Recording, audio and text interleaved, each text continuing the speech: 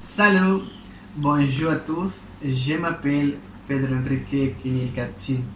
Je suis un étudiant de la carrière touristique de la Université de Valladolid Yucatán, 9e quadrimestre, c'est-à-dire les derniers deux dernières. Et pour pouvoir faire ce projet, je suis allé à visiter mon grand-père et j'ai interviewé. Il a partagé information et cette information sera partagée dans ce recueil. Pourquoi mon grand-père? Parce qu'il a un but passé. Bon, je vais commencer. Voilà, et mon grand-père, il s'appelle Jorge Katzinchan. Il est né en octobre 18 1935 dans la communauté de Duchâtel. C'est ce qui signifie palmière sauvage. De l'état du Quintana Roo, municipalité du Felipe Carrillo Puerto. Fils de José Catzin Marín et Maria Champat, il s'est développé dans une famille humble d'origine maya et 6 frères. Mon grand-père est marié à 21 ans avec ma grand-mère. Ma grand-mère s'appelait Felicia Naché. Malheureusement, elle est décédée. Ils ont eu 6 enfants, dont ma mère. Ils sont mariés quand ils avaient 21 et 14 ans pour créer leur patrimoine. Donc, ils sont les premiers nés et ils ont beaucoup de travail avec leur famille. Ils ont choisi que cela c'est la meilleure indépendance. Et avant, les conditions étaient difficiles. Donc, ils ont commencé en zéro et avec l'aide de leur père. Tant que l'aide a été petite fréquente, ils ont construit une petite maison faite de palmiers et de bois. Il est grandi dans la communauté maya fondée dans les années 1800 environ, avec une population d'agriculteurs et quand il est né, existait une population de 40 personnes. Le nom de ce village est Chatil parce que là-bas il y a un arbre avec le même nom et les premiers habitants ont choisi le nom en honneur de cet arbre. Ils l'ont trouvé par tous les villages. Ce village a une festivité très traditionnelle en honneur à patron San Bernardino de Siena.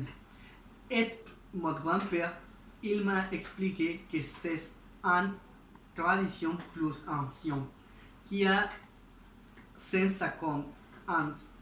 Et chaque mois du mai, il est mais pourquoi se fait cette festivité. Mon grand-père se souvient que depuis qu'il est né, la fête existe déjà. Mon grand-père a expliqué que le premier travail que l'agriculture doit faire est demander au dieu Chak, dieu du puits, pour le permis et faire des offrandes dans la jungle, pour le bon récolte, prospérité et le bien-être physique du agriculteur. Aussi existe des rituels pour demander l'accès au chemin d'entrée à la jungle, par tomber et par réaliser la brûlée et pour demander la pluie. Et ce dernier rituel ça fait pour remercier les bons récoltes. Mon grand-père s'est souvenu autre expérience, l'école. Mais pourquoi non l'école? Parce que tous on pensait que l'éducation n'est pas nécessaire et ils ont préféré ses enfants dans la milpa jungle. Aussi, la croyance jouait un rôle particulier où en disant que les lettres ne sont pas mal. Ils ont avec un seul professeur parce que les habitants ne permettraient pas l'accès de la gens étrange, c'est-à-dire un peuple jaloux.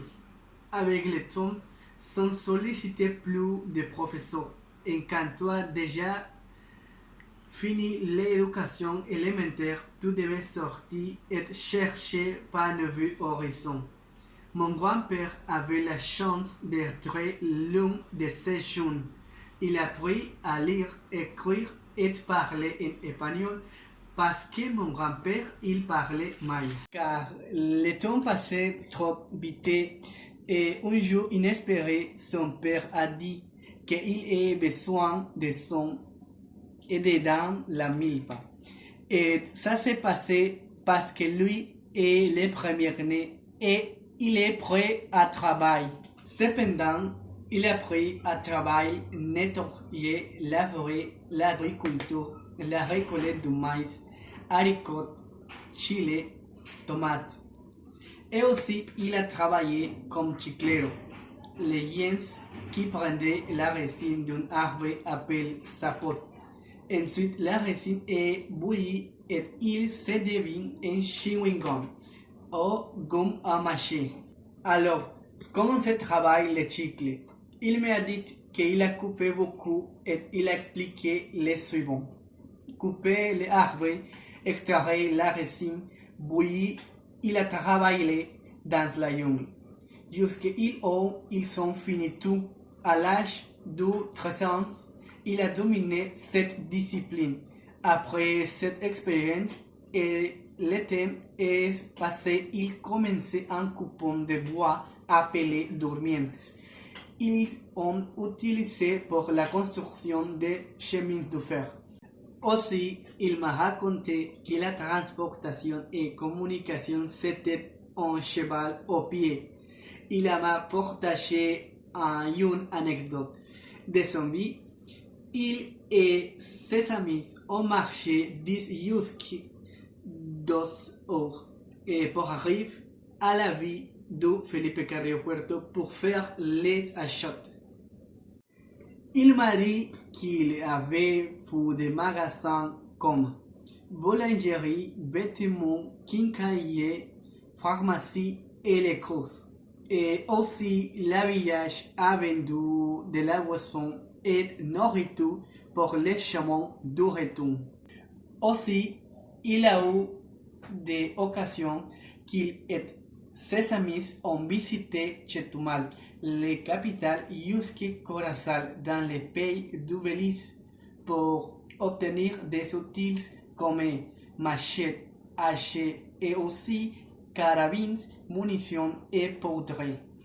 Reculé à l'histoire de ce village, il m'a relaté qu'il avait différents métiers comme boucher, constructeur, chasseur et aussi guérisseur. Mon grand-père, il a passé presque toute sa vie dans la jungle comme agriculteur et chiclero. Il a été le principal soutien de la famille et la famille a été conformée par ma grand-mère Feliciana Che Santos et avec lui, ils ont avaient 7 fils, entre eux ma mère.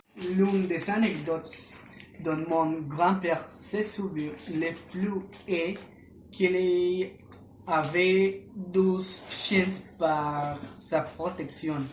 Il a été très bien accompagné pour lui et ils ont aidé à la chasser des animaux sauvages comme des cerfs, des lions, sangliers et des pescuentres.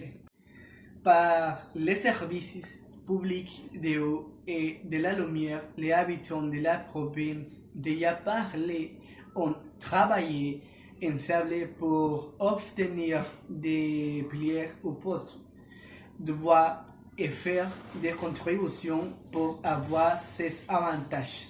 Après l'interview, mon grand-père a mangé avec moi et toute l'information partagée et utiliser cette histoire. A passé et aujourd'hui et vivons dans ce projet la bibliographie Vie de mon grand-père Jorge Katzin. Merci beaucoup pour votre attention.